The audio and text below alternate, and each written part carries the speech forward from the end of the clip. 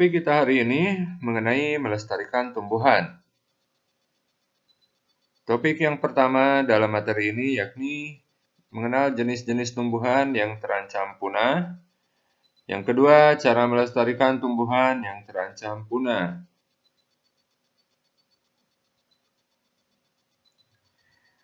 Kita mulai dari topik kita yang pertama, yakni mengenal jenis-jenis tumbuhan yang terancam punah.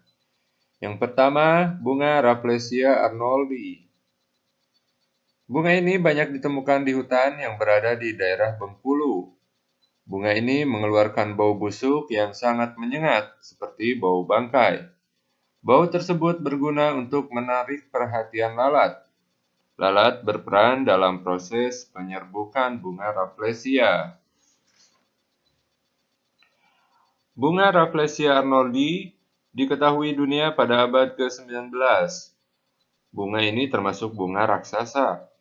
Bagian tubuh yang terlihat dari tumbuhan ini adalah bagian bunganya yang bermahkota 5. Bunga ini pertama kali ditemukan oleh Sir Thomas Stamford Raffles dan Joseph Arnold pada tahun 1818. Oleh karena itu, bunga ini memiliki nama Latin Rafflesia arnoldi. Yang kedua, kantong semar. Tumbuhan ini sangat unik. Tumbuhan ini termasuk ke dalam jenis tumbuhan pemakan serangga. Oleh karena itu, tumbuhan ini disebut tumbuhan karnivora. Nama latinnya adalah Nepenthes. Ada suatu bagian yang unik pada tubuh tumbuhan ini. Bagian tersebut adalah bagian tabung yang terdapat pada ujung daun. Tabung itu berisi cairan yang berguna untuk mencerna serangga. Banyak orang menyukai tumbuhan ini karena keunikannya. Tempat perlindungan kantong semar di Indonesia adalah di Taman Nasional Kutai yang terletak di Provinsi Kalimantan Timur.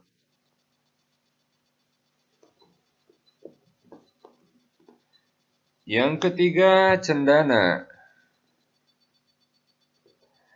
Cendana merupakan tumbuhan asli Indonesia yang banyak terdapat di Provinsi Nusa Tenggara Timur.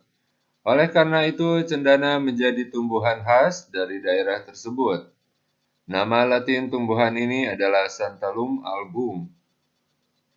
Kayu pohon cendana berbau wangi sehingga banyak orang menyukai bau tersebut. Oleh karena itu, kayu cendana dijadikan bahan dasar pembuatan sabun dan parfum. Selain itu, kayu cendana juga dapat diolah menjadi berbagai benda, seperti kipas dan berbagai jenis hiasan. Akibatnya, jumlah cendana di hutan semakin berkurang.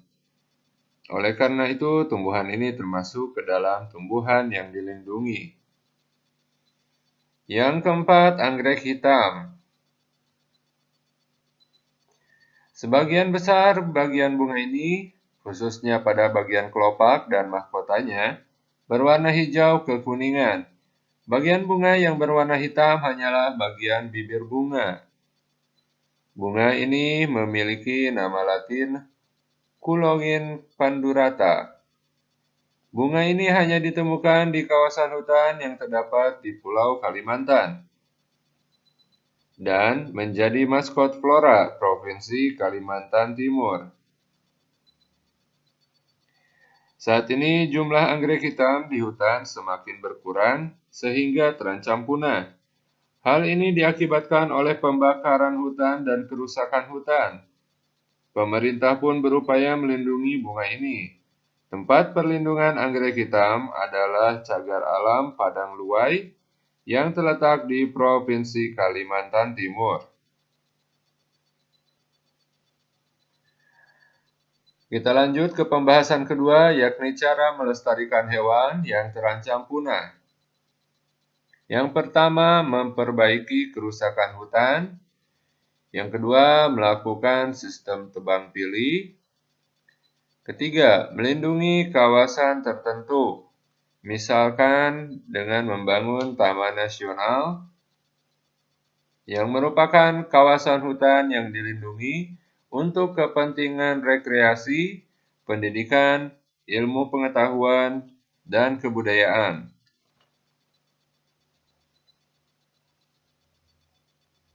Taman-taman nasional yang terdapat di Indonesia diantaranya Taman Nasional Kutai di Kalimantan Timur, Taman Nasional Ujung Kulon, Taman Nasional Gunung Gede Pangrango di Jawa Barat, dan banyak lagi.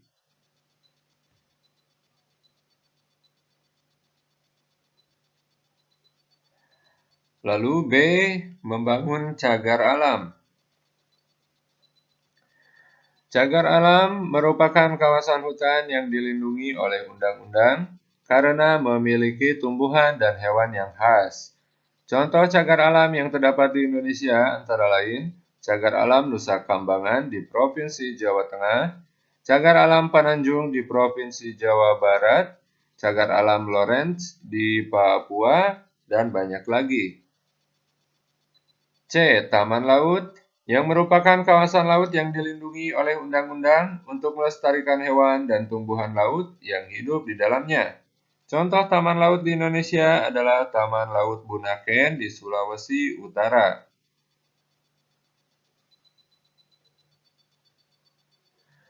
Yang keempat, membuat penangkaran. Penangkaran merupakan tempat untuk hewan dan tumbuhan tertentu dengan bantuan manusia. Tujuannya untuk memperbanyak jumlah tumbuhan dan hewan yang terancam punah. Pengembangbiakan tumbuhan dapat dilakukan dengan cara kultur jaringan dan hidroponik. Kultur jaringan adalah perbanyakan tumbuhan dengan cara menumbuhkan bagian tertentu pada tumbuhan, seperti akar, daun, dan mata tunas pada media tertentu. Misalnya media yang terbuat dari agar-agar yang telah ditambahkan zat-zat yang diperlukan untuk pertumbuhan tumbuhan. Teknik kultur jaringan mampu membiarkan tumbuhan dalam waktu yang singkat. Sedangkan pengembangbiakan tumbuhan yang dilakukan dengan cara hidroponik yakni merupakan suatu bercocok tanam tanpa media tanah tetapi dapat diganti dengan air.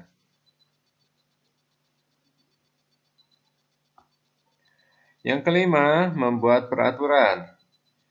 Beberapa peraturan dibuat oleh pemerintah untuk melindungi hewan dan tumbuhan langka, sehingga para pelaku penebangan dan perburuan liar dapat dijerat ke meja